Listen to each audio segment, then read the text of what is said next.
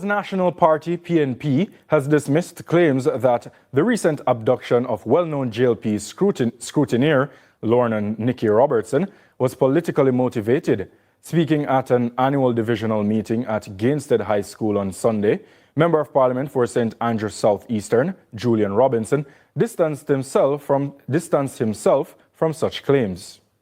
My name can call in certain things because I lead and I represent with integrity. And I want to say to the Labour at them, me no need to deal with that for win. I am confident that I will win back this seat. I know the margin that I will win this seat by. And I'm going to tell you what that margin is, not tonight, but when I sit down with you. So I know when a man suggests about PNP, I deal with them thing there. Because PNP not deal with that in this constituency. Mental